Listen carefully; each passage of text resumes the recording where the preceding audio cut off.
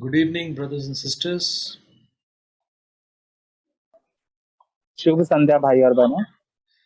We come to the last chapter of Romans, and we'll do it from 1 to 16. और अब हम Romeo की पुस्तक के अध्ययन करते उसके आखिरी अध्याय में पहुंच चुके हैं, रोमियो के अध्याय 16। So this is a very unique chapter, having a lot of names in this section.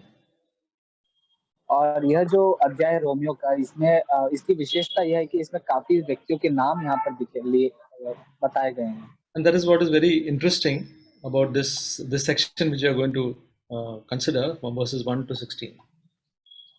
और हम जो इस अध्याय के वचन 1 से लेकर 16 तक का जो अध्ययन के लिए लेने वाले आज वचन का भाग, इसकी यही दिलचस्प बात है। See, around 27 names are written in this section. लगभग 27 नाम इसमें आए हैं। Yeah, and these are all about the brothers and sisters in Rome. Sorry brother, can you repeat once again? These are all the brothers and sisters in Rome that he is writing about. और यहाँ पर जो प्रेरित पौलुस जिन्हें यह लिख रहे हैं ये सारी बातें, वे रोम की कलीसिया के जो भाई और बहन हैं उनके विषय में। So Paul is writing a letter to Rome, the church in Rome, and he is mentioning some names. Around 27 names have been mentioned here. और यहाँ पर प्रेरित पौलुस रोम की कलीसिया के भाई और बहनों के यहाँ पर पत्री लिख रहे हैं, और यहाँ पर वो लगभग 27 लोगों के नाम के जिक्र करते हैं। Whatever I'm going to speak has got content from what I've heard in messages from other men of God. और जो मैं आज आपके सम्मुख इस वचन के भाग से लेकर मैं आपके सामने इस वचन के संबंध में बांटने वाला हूँ, वह उन सारे संदेशों का मिलन होगा जो मैंने अन्य जो परमेश्वर के भक्ति में पुरुष होते हैं उनके संदेशों के द्वारा मैंने सुना है। Yeah, because I've been encouraged by that, so I'm going to share that also.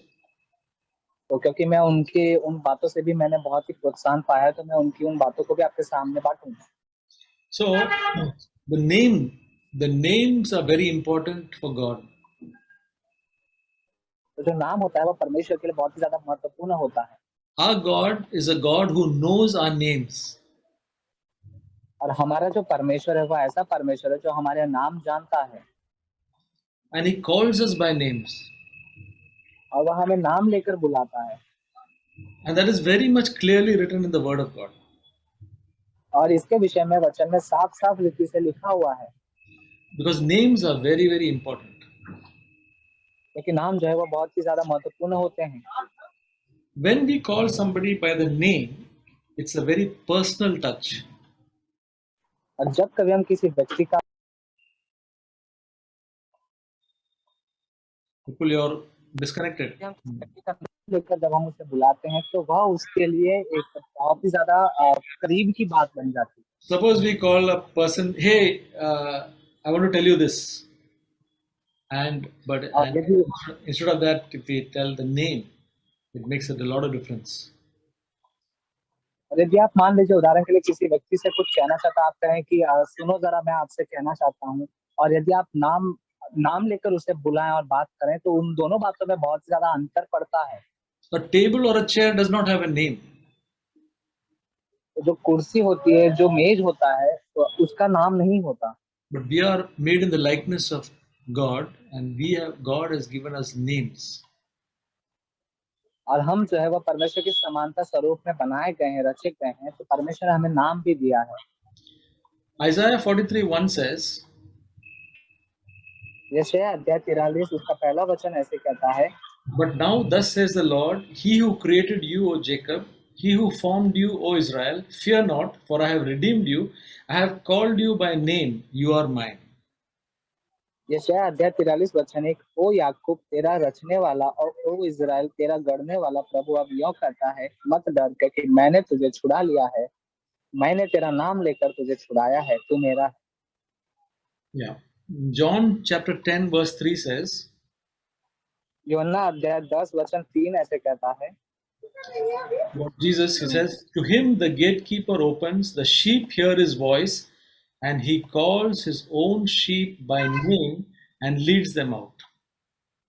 और योना अध्याय 10 वचन 3, उसके लिए द्वारपाल फाटक खोल देता है, भेड़ें उसकी आवाज पहचानती है, वह नाम ले लेकर अपनी भेड़ों को बुलाता और बाहर ले जाता है। So we see that in the Word of God, that importance of the name is very much there. तो हम यहाँ पर परमेश्वर के वचन में ही देख पाते हैं कि नाम का कितना ज्यादा महत्व और मूल्य होता है परमेश्वर के लिए। When God called Samuel, He said, "Samuel, Samuel." और जब परमेश्वर ने शमूएल को बुलाया था, तब वह उसका नाम लेकर कहता है, शमूएल, शमूएल। When God called Saul, Saul, Saul, why are you persecuting me? और जब शाऊल सता रहा था, तब उसका नाम लेकर कहा कि शाऊल, शाऊल तो मुझे क्यों सताता है। So we realize that the name is in our Christian walk, and our God considers the name as a very important thing. तो हमारे मसीह जीवन में हम जो चल रहे हैं, और परमेश्वर हमारे जीवन में हमारे नामों का बहुत ज्यादा महत्व रखता है। And when a person is dear to us, we will always consider the name as a precious thing, and we will always know the name. और ऐसे व्यक्ति और ऐसे लोग जो हमारे जीवन में बहुत ज्यादा हमारे लिए प्रिय हैं और मूल्यवान हैं और नजदीक है, हम उनके भी नामों का हमारे हृदय में रखते हैं, हमारे करीब रखते हैं। People who are very far off from us, we will not remember many of their names. और ऐसे लोग जो हमसे काफी ज्यादा दूरी पर रहते हैं और हमसे ज्यादा दूरी बनाए हुए रहते हैं, हम नाम नहीं रखते हैं। But people whom we are concerned about, we can know their names. लेकिन ऐसे लोग जो हमारे जीवन में जिनके विषय में हम चिंता करते हैं और जिनका हमें ध्यान है, हम उनके नामों को जानते हैं। See, this Apostle Paul, he is writing a letter to Rome where he has not even gone, and he is quoting 27 names. और यहाँ पर हम देखते हैं कि प्रेरित पौलुस रोम की कलीसिया के लोगों को पत्री के द्वारा उन्हें कुछ बातें लिख रहा है, और वह वहां पर गया भी नहीं है, फिर भी वह वहां पर लगभग 27 नामों का वर्णन करता है। He has gone to so many churches. Now this is about the church in Rome. Now he has gone to so many churches. Now he must be remembering the names of all those people also. और प्रेरित पौलुस न केवल रोम की कलीसिया में नहीं गए, लेकिन वो अन्य कलीसियाओं में भी गए हैं, और वे अन्य स्थानों के लोगों के भी नामों को स्मरण रखते हैं। How does he remember these names? Does he have got a tremendous memory? और कैसे हो सकता है कि प्रेरित पौलुस इतने सारे लोगों के नामों को स्मरण रख पाते? क्या उनकी याददाश्त शक्ति बहुत ही ज्यादा अच्छी है? That means those who don't have memory will not be able to remember the names. इसका मतलब है कि जिनके पास याददाश्त करने की शक्ति नहीं है, जो कमजोर है, इसमें वे नहीं याद रख सकते नामों को। Well, sisters, the secret of this is that one thing is that there is a concern, and then most probably the Apostle Paul was praying for all these people. भाइयों बहनों, सबसे बड़ा मुख्य कारण यह हो सकता है कि नाम उसे प्रेरित पौलुस को स्मरण था कि वे लोग उसके चित्त में थे, उन लोगों का ध्यान हमेशा पौलुस पर रहता था, और वह उन लोगों के लिए प्रार्थना किया करता था। So when we have a concern and when we pray for people, those names will be there in our mind. तो उसी प्रकार जब हम लोगों के लिए चिंता करेंगे और लोगों के विषय में हम ध्यान में रहेंगे और उनके लिए प्रार्थना करते रहेंगे, तब उनके नाम भी हमें स्मरण रहेंगे। Yeah. So I heard an interesting word from Brother Zach. He said that when he was an elder, responsible as an elder, now of course he had resigned from eldership many years back, but when he was an elder in Bangalore church, concerned about that church, he said he knew the names of every family and every family, the children up to the children. और भाई और बहनों, मैं आपको एक दिलचस्प की बात बताना चाहता हूँ कि हमारे जो भाई जैक हैं, जो उस समय की बात है जब बैंगलोर की कलीसिया के वो प्राचीन हुआ करते थे, वे अध्यक्ष थे, वे एल्डर थे, और जबकि उन्होंने काफी वर्ष पहले ही इस पद से उन्होंने इस्तीफा दे दिया था, वे नीचे उतर चुके थे, लेकिन जब वे एल्डर थे तब उन्होंने एक बात कही कि मैं उस समय कलीसिया के हर एक परिवार में बच्चों तक के नाम उन्हें पता थे, उनके ध्यान में थे। I was very challenged by that, and just to know that he's not just preaching from that pulpit, but he knows the flock. और मैं इस बात से बहुत ही बड़ी चुनौती को पाता हूँ कि वे न केवल प्रचार करते थे वहां पर उस मंच पर, वहां पर जाकर खड़े होकर, परंतु वह अपनी भेड़ों को भी पहचानते थे। May God help us and encourage us today that we will, at least in our church, which is not a big church, we will know the names of all But more than the just an academic knowledge of the names, more than that, it should start with a concern, and then if we are able to pray, we'll remember the names of all our people. भाई और बहनों, मेरी भी यह लालसा है और मैं विश्वास करता हूँ परमेश्वर हम सभी की सहायता करे कि हम भी अपने जो कलीसिया भले ही वह संख्या में लोगों की लोग छोटे ही क्यों ना हो, थोड़े ही क्यों ना हो, परंतु हम सभी भी आपस में एक दूसरे के नामों को स्मरण रखने का और केवल ज्ञान इकट्ठा करने के लिए नहीं कि हम नामों को हम याद रखें, परंतु इसलिए कि हम उनके लिए चिंता कर पाए, उनके लिए प्रार्थना कर सकें, तब हम उनके नामों को स्मरण रख पाएंगे। So we'll start verse 1. It says, I commend to you our sister Phoebe, who's a servant of the church, which is Chincharia, that you receive her in the Lord in a manner worthy of the saints, that you help her in whatever matter she has need of you, for she herself has been the helper of many and of myself. और हम Romeo अध्याय 16 वचन 1 और 2 में पढ़ते हैं, मैं किंक्रिया नगर की कलीसिया की धर्म सेविका हमारी बहन फीबे के लिए आप लोगों से निवेदन करता हूँ, आप प्रभु में उसका संतों के योग्य स्वागत करें और यदि उसे आपकी आवश्यकता हो तो हर प्रकार से उसकी सहायता करें, क्योंकि उसने बहुतों की और मेरी भी बड़ी सहायता की है। So it starts off here with a sister, and her name is Phoebe, and it says she's a servant of the church. Okay, and saying that you receive her in Rome in a manner worthy, to receive this person who is a servant of the church very well, because she has been the helper of many.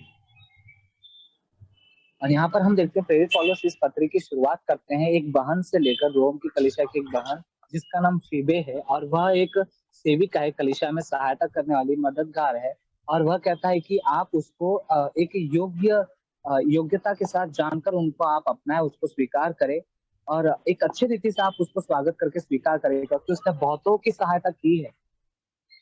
Most probably, he is sending this letter through this sister to Rome. और संभवतः प्रेरित पौलुस जो यह पत्र लिख रहे हैं या इस बहन के द्वारा रोम के कलीसिया के पास भेजना चाहते हैं।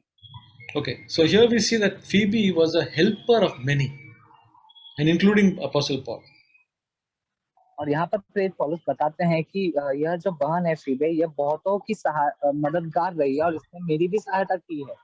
The Apostle Paul mentions, some things about them in an appreciative manner, and he's telling about that she is a helper of many. और यहाँ पर हम प्रेरित पौलुस के विषय में एक बात को हम देखते हैं कि वह उस बहन के विषय में जब लिख रहे हैं तो वो उसके बारे में कुछ अच्छी ऐसी बातों को बता रहे हैं कि वह जब लिखते हुए उस व्यक्ति की प्रशंसा कर रहे हैं कि उसने बहुतों की सहायता की है। Next one is verse 3. Brother, read verse 3 to 4. और उसके बाद हम रोमियो 16 के 3 और 4 वचन में पढ़ते हैं, यीशु मसीह ने चला read brother. No, verse 16, verse 3 and 4. Okay, read it, 3 and 4. और हम वचन 3 और 4 पढ़ते हैं, यीशु मसीह में अपने दोनों सहयोगी प्रिस्का और अक्विला को नमस्कार, जिन्होंने मेरे प्राण बचाने के लिए अपना सिर दांव पर रख दिया। मैं ही नहीं बल्कि गैर यहूदियों की सब कलीसिया उनका आभार मानती है। So this is about a couple called Priscilla and Aquila. और यहाँ पर हम वचन में पढ़ते हैं एक दंपति, एक जोड़े के विषय में जिसका नाम प्रिस्किला और अक्विला है। And 7 times they are mentioned in the scriptures, and out of that 7 times, 5 times it is mentioned Priscilla and Aquila. Priscilla is the wife and Aquila is the husband.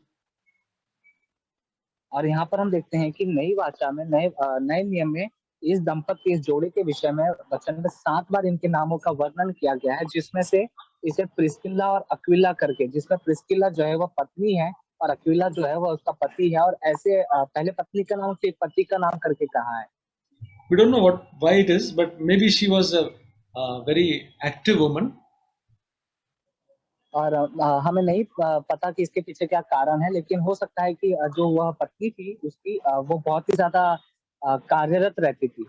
But they worked as a husband and wife team. लेकिन उन्होंने पति और पत्नी मिलकर, एक साथ मिलकर उन्होंने कार्य किया है। They had a church in their house. उनके घरों में उनकी कलीसियाएं चलती थी।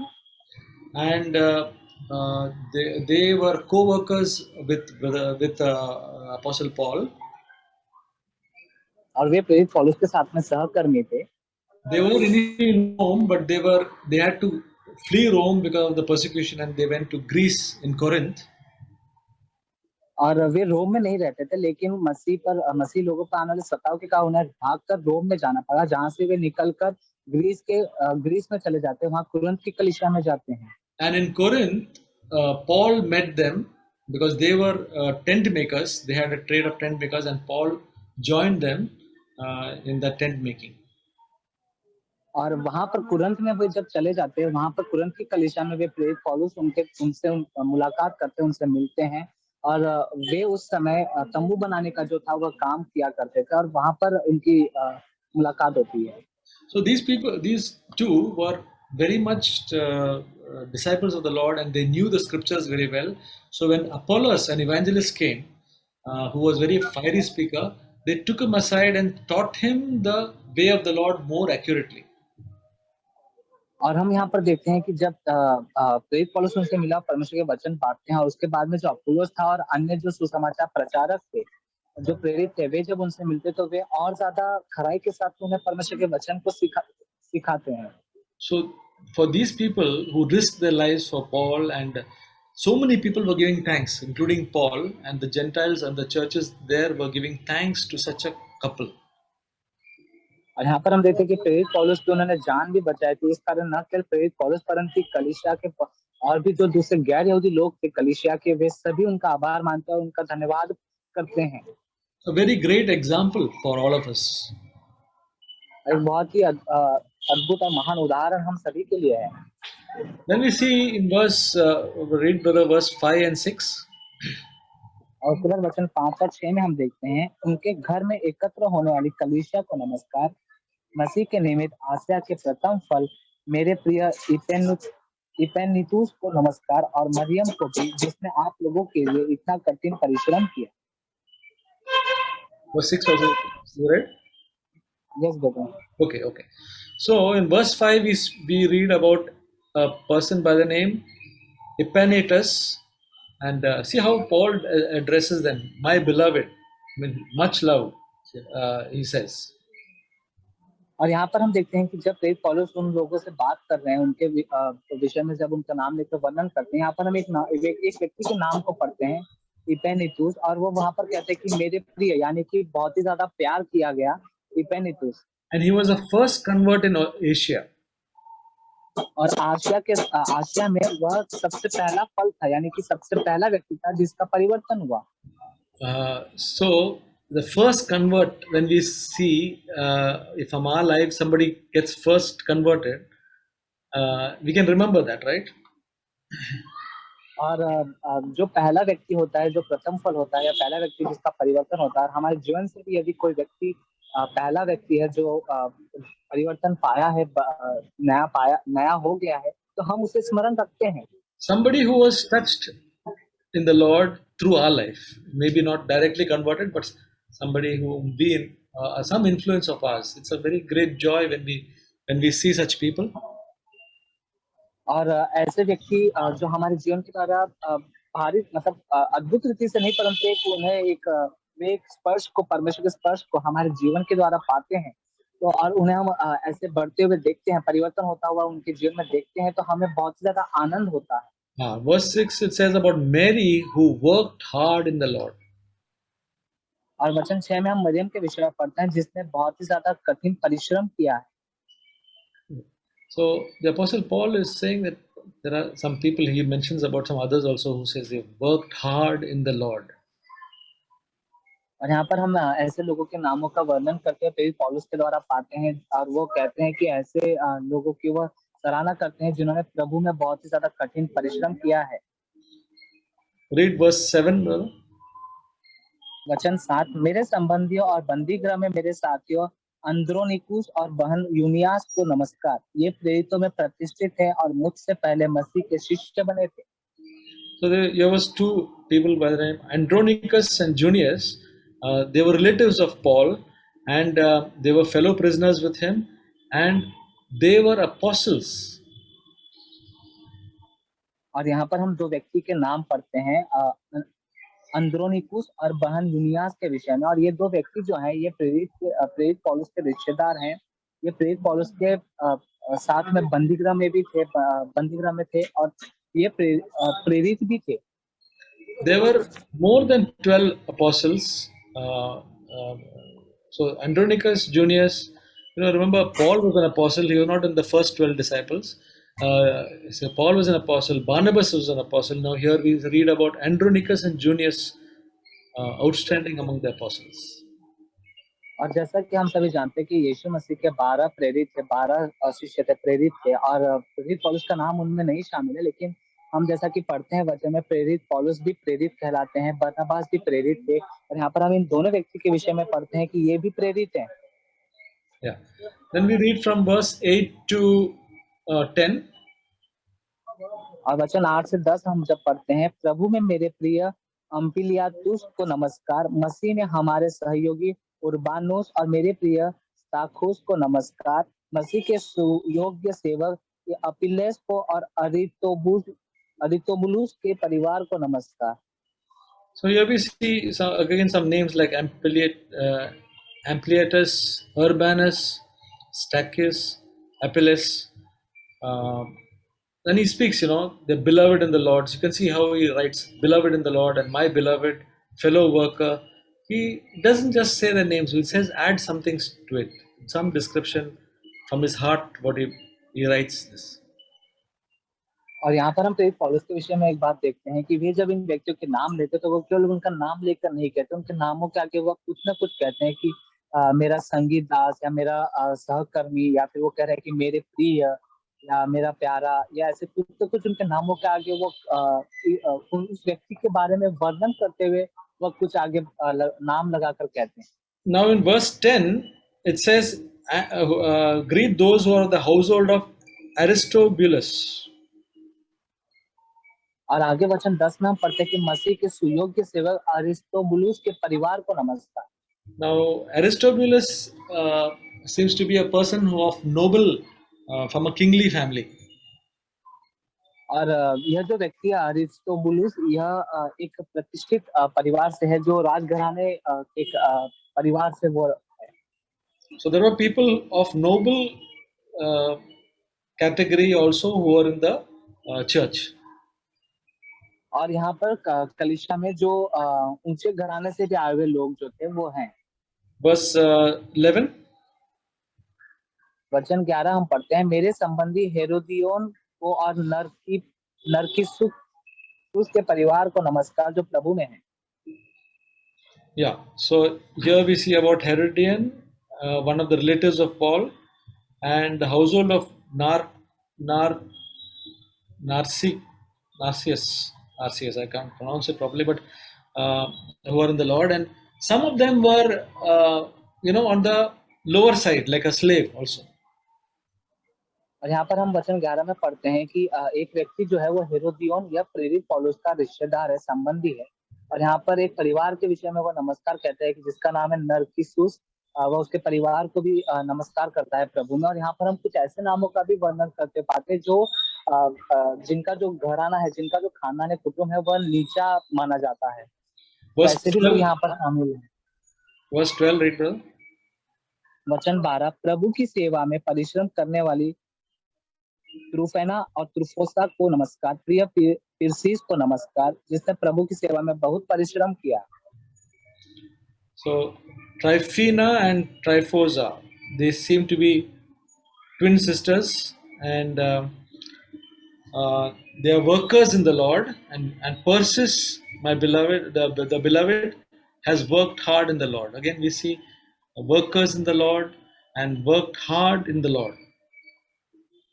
और यहाँ पर हम पढ़ते हैं वचन 12 में दो व्यक्ति के नाम त्रोफेना और त्रुफोसा, यह दो संभवतः ऐसा जान पड़ता है कि जो जुड़वा बहनें हैं। और इसके विषय में प्रेरित पौलुस इनके विषय में कहता है कि वे प्रभु की सेवा में परिश्रम किए हैं। और यहाँ पर हम एक और व्यक्ति का नाम पढ़ते हैं, प्रिय पिरसिस को नमस्कार, जिसने प्रभु में बहुत ही परिश्रम किया। यहाँ पर हम फिर से पढ़ते हैं, वो कहते हैं कि जो प्रिय है वो, और जिन्होंने प्रभु में सेवा की है, बहुत ही ज्यादा कठिन परिश्रम प्रभु के लिए प्रभु में किया है। So then we find Rufus, verse 13. Read verse 13. वचन 13, प्रभु के कृपा पात्र रूफुस और उसकी माता को जो मेरी भी माता है, नमस्कार। So Rufus is one person who it says Apostle Paul says a choice man in the Lord, और यहाँ पर हम रूफेस के विषय में पढ़ते हैं कि यह प्रभु में चुना हुआ व्यक्ति है, and कृपा his पात्र व्यक्ति। and if you remember when Jesus was carrying the cross, they made Simon of Cyrene to carry the cross, and Simon's son is Rufus and Alexander. और यहाँ पर हम यदि आपको स्मरण हो तो रूफुस जिसका नाम यहाँ पर लिया गया है, ये इस व्यक्ति का कुटुंब ऐसा है कि जिस समय यीशु मसीह को क्रूस उठाने के लिए उस शिमोन को पकड़ा गया था और उसे यीशु का क्रूस का भार उठाने के लिए कहा गया था, ठहराया गया था, उसके बेटे सिकंदर का बेटा रूफुस है। Okay, and Rufus's mother was also acted like a mother of Paul. That means she took care of Paul. और यहाँ पर हम पढ़ते हैं कि रूफुस की जो माता थी, वहां पर प्रेरित पौलुस बताते हैं कि जो मेरी भी माता है, इसका मतलब है कि रूफुस की माता ने प्रेरित पौलुस को भी पौलुस ने उसे माता के समान समझा, माँ के समान समझा है। So the son of Simon the Cyrene from Libya, Africa, a dark-skinned man, this Rufus became a very useful man of God. और जो शिमोन था साइरिन का, वो अफ्रीका देश में रहा करता था, जिसके का उसका जो कलर था वह काला था, और उसी का बेटा रूफुस है, जो कि बहुत ही ज्यादा मददगार साबित होता है कलीसियाओं के लिए। Now read verse 14 and 15, brother. और वचन 14 और 15 हम पढ़ते हैं। असुंक्रितुस, फ्लेगोन, हिरमेस, पत्रुबास, हिरमास और उसके साथ रहने वाले भाइयों को नमस्कार। फिलोलुगुस और यूलिया, नेरेउस और उसकी बहन और उलूपास तथा उनके साथ रहने वाले सभी संतों को नमस्कार। Yeah, so again he tells some names: Asyncritus, Philegon, Hermas, Perturbas, Hermas, and Philogus and Julia, Nereus, his sister, and Olympus. So many names he has taken, and they say, and he mentions about them. So we see that so many names he has mentioned, and Paul was aware of all these people. That's something for us to learn and be encouraged about. That we also should be, not just. I know this brother is in the church, but I don't know anything about him. No, that way.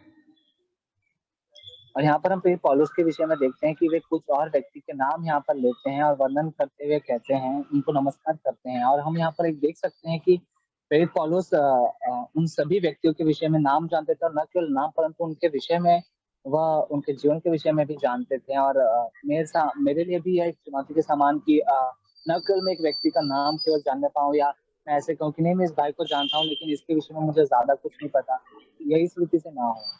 So, brothers and sisters, from these we see that in the Church of Christ there is no distinction between male or female. तो भाई और बहनों, हम मसीह की कलीसिया में एक मुख्य बात को हम ऐसे देखते हैं कि यहाँ पर इस रीति से कि पुरुष और स्त्री करके कोई है करके वहां पर अंतर नहीं रखा जाता।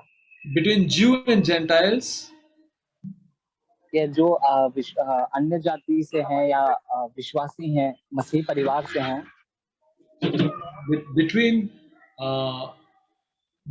the slave and the free man. और जो दास होता है या जो स्वतंत्र व्यक्ति होता है, उनके बीच में भी अंतर नहीं किया जाता। So in these names you have everybody. You have men and women. You have Jews and Gentiles, and you have noble people, and you have people who are on the lower side. और यहाँ पर हम देखते हैं कि जब एक व्यक्ति के नाम का वर्णन किया जाता है, उसका नाम लिया जाता है, तो वहाँ पर न तो जात पात के विषय में वर्णन किया जाता है कि वह ऊंची जात का है या नीची जात का है, या वह गैर यहूदी है, या फिर वह प्रभु में मसीही विश्वासी है, या वहाँ पर केवल नाम लिया जाता है। So what happens? So in the Church of Christ there is no distinction. We are all one in Christ. मसीह की कलीसिया में क्या होता है कि आपस में हमारे बीच में एक दूसरे के प्रति कोई अंतर नहीं होता, हम सभी मसीह में एक समान हो जाते हैं। Okay, and the last verse, read. और वचन 16 हम पढ़ते हैं, शांति के पवित्र चुम्बन से एक दूसरे का अभिवादन कीजिए। मसीह की सब कलीसियाएं आप लोगों को नमस्कार कहती है। So here it says, greet one another with a holy kiss. So it says it's a holy kiss. और यहाँ पर हम देखते हैं कि प्रेरित पौलुस कहते हैं कि एक दूसरे से आप अभिवादन कीजिए शांति के पवित्र चुम्बन से। वह कहता है पवित्र चुम्बन से एक दूसरे का अभिवादन करें। So in the Church of Christ, we, because we are in the family of God, we can show affection to one another.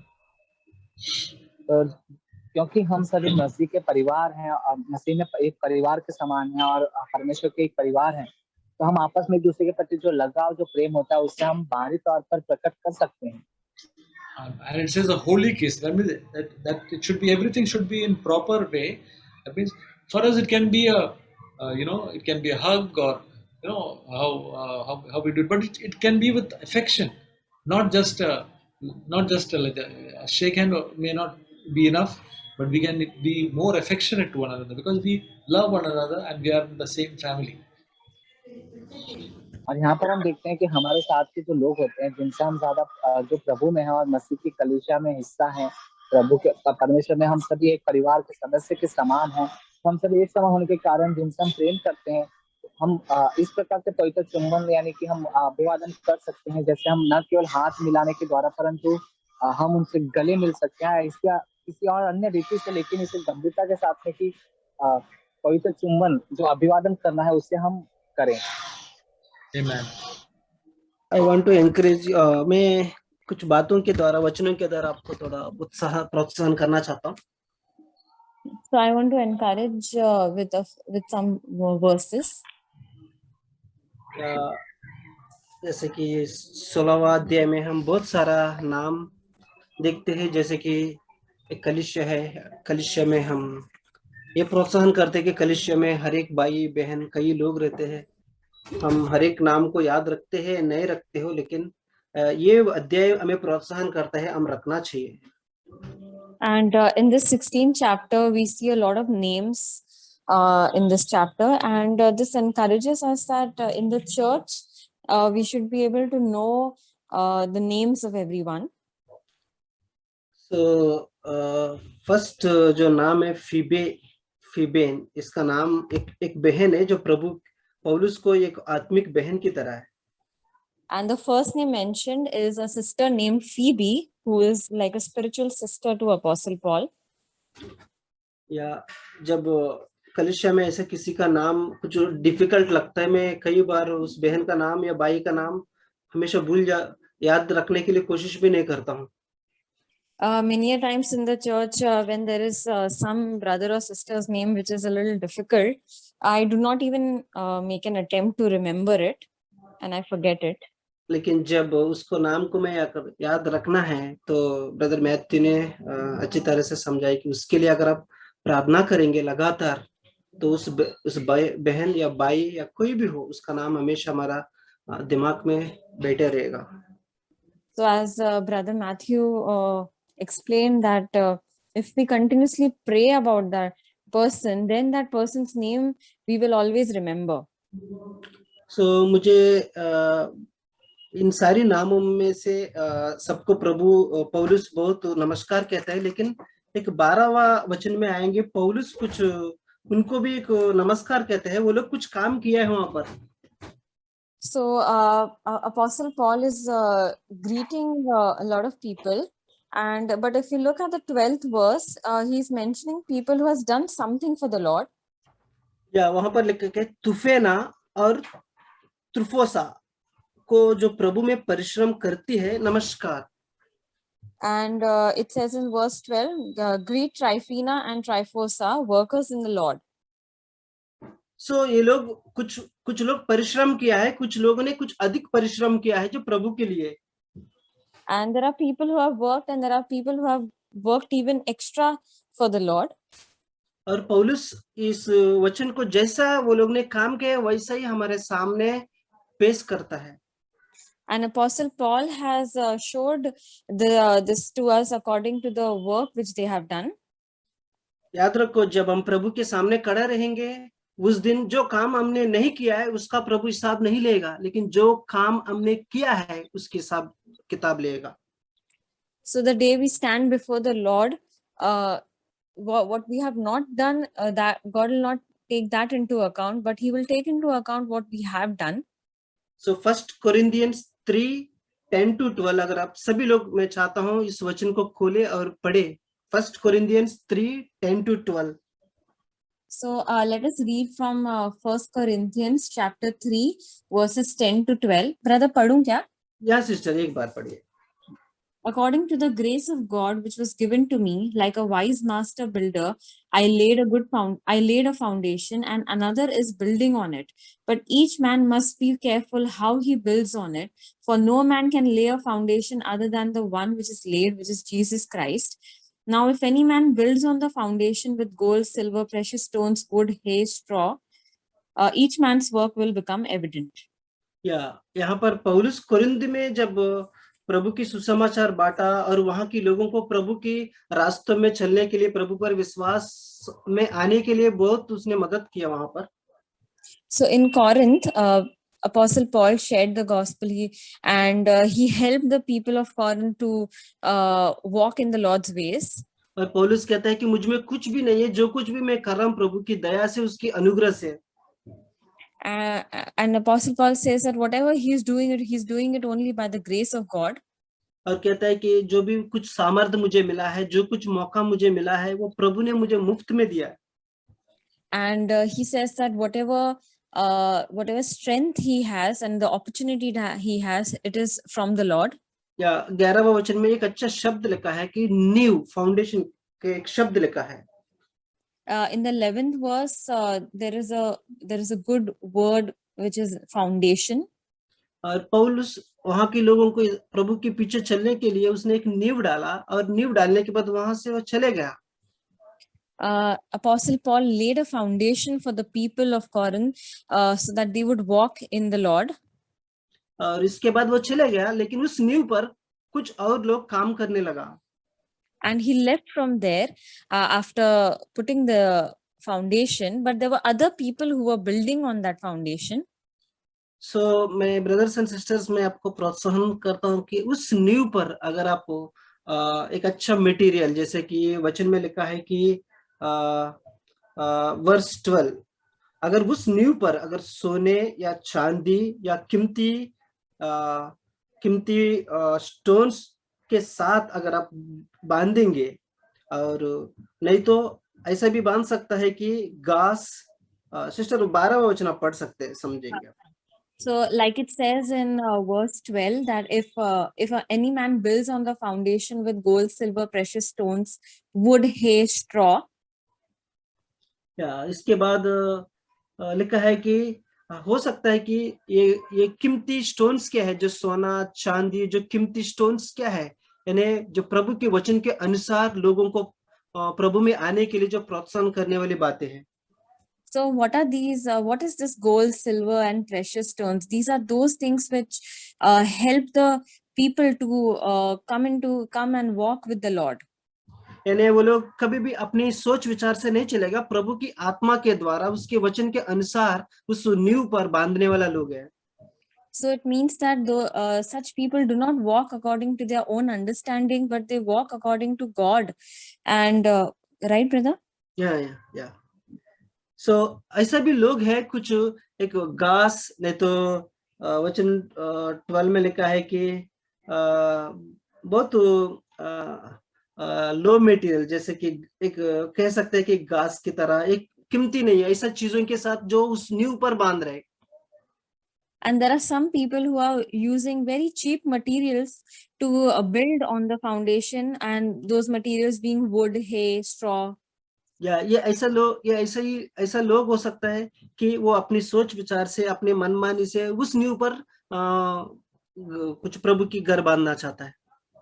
So these may be those kind of people who are trying to build up on the foundation using their own thoughts and understanding.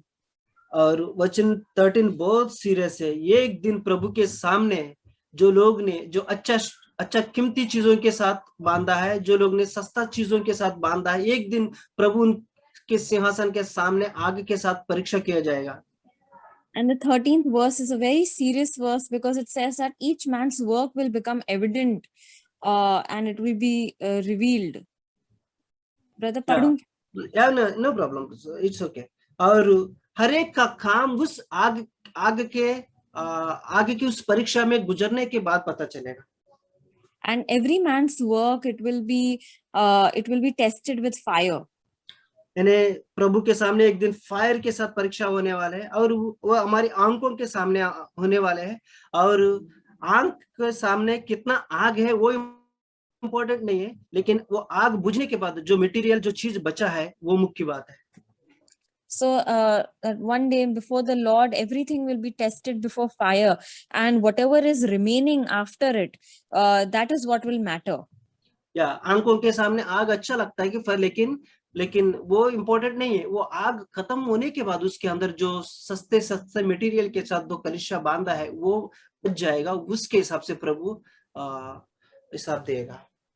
So the fire will be in front of our eyes, but the only thing which is important is what will remain after that, and then it will be revealed that what was put into building the church.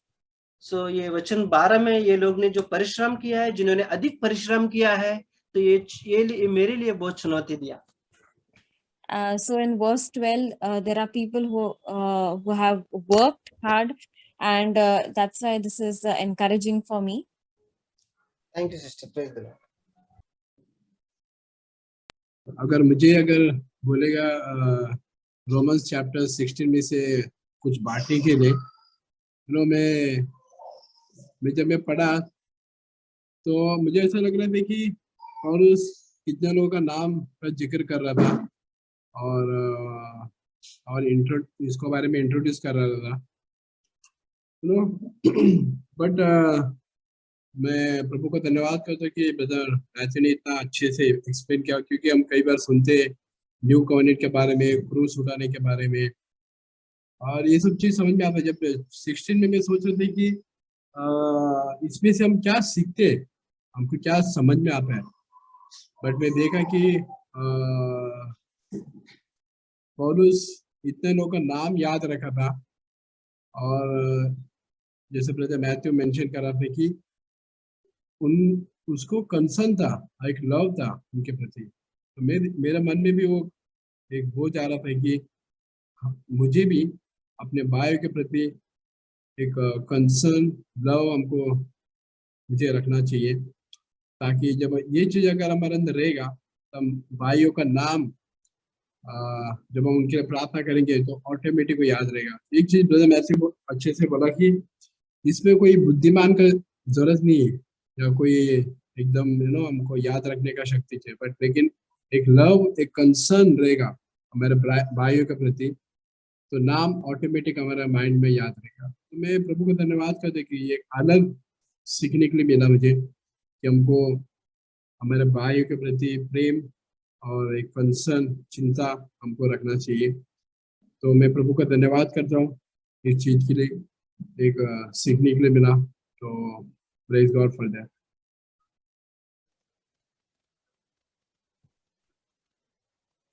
आज का 16 अध्याय का नमस्कार के बारे में अच्छा brother ने ट्रांसलेशन एक्सप्लेन किया। मैं प्रभु का धन्यवाद करती हूँ। ब्रदर ने लास्ट में ये भी कहा कि हम जब किसी को मिलते हैं तो पवित्र चुम्बन से मिलना है और कुछ भी मन में कपट नहीं रखने का है। तो मुझे अच्छा लगा कि कई साल पहले मैं बहुत दुखी रहती थी और कभी मेरा मन उदास रहता था, कभी भी मैं खुश नहीं रहती थी। और चर्च के बाद कभी मैंने बहुत बार नियति मुझे हक करती तो मुझे अच्छा लगता था। बहुत बार मैं नियति को बोला भी कि मुझे बहुत अच्छा लगता है कि आप मुझे हक करते हैं, और ऐसे मैं उनको ये भी उनके सामने भी ऐसा मैंने बोला। तो हक करने का मतलब है कि हम एक हमारी खुशी हम दूसरों को बांटते हैं, कि हम अगर खुशी होकर हम किसी को खुशी की खुशी का दिल रख के हम किसी को आनंद से किसी को हक करते हैं तो हमारा आनंद उनके पास चला जाता है, उनका दुख, सामने वाले का दुख दूर हो जाता है। तो ऐसा मैंने महसूस किया कि जैसे कि नमस्कार करने के बहुत सारे फायदे भी है, कि लुक चैप्टर में एक अध्याय का 39 से 41 तक उसमें लिखा है, इलिशिबा के पास जब मरियम गई, जब नमस्कार मैं पढ़ती हूँ, तब उन्हीं दिनों में मरियम उठकर शीघ्रता से पहाड़ी उपदेश में यहूदा के एक नगर को गई और जकरया के घर में प्रवेश करके उनके इलिशिबा को नमस्कार किया। तो ऐसा हुआ कि जो ही वो इलिशिबा ने मरियम को नमस्कार सुना तो क्यों ही वो बच्चे उसके गर्भ में उछल पड़ा और इसी इलिशिबा पवित्र आत्मा से परिपूर्ण हो गई। तो कितना अच्छा है कि नमस्कार करने का फायदा कि हम दूसरों को अपनी खुशी दूसरों से बांटते हैं और दूसरों का गम हम आधा उसमें से कम करते हैं। तो मुझे बहुत अच्छा लगा कि नमस्कार के बारे में। लेकिन आजकल हम नमस्कार करते हैं या किसी भाई या बहन को तो अलग ही मीनिंग निकालते हैं, अलग ही गलत मतलब निकालते हैं। तो मुझे कभी-कभी मैं बहुत पीछे हटती हूँ इस मामले में कि किसी को हेलो बोलना, नमस्कार करना, कि मैं ऐसा नहीं सोचना चाहिए। सामने वाले जो कुछ भी सोचे, लेकिन हमको पूरे पवित्र दिल से, बाइबल कहती है पवित्र चुंबन से हमें हमारा अपने भाई और बहन को नमस्कार होना चाहिए। मैं प्रभु का धन्यवाद करती हूँ।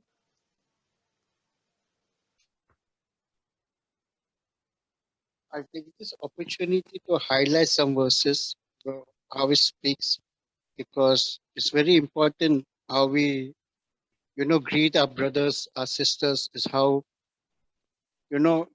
how we got to respect each and every one. And our words are very important, and that's only our words can build up relationship. Anyone in Hindi or carry on? Yeah, translate, let translate. Because there are some Hindi people.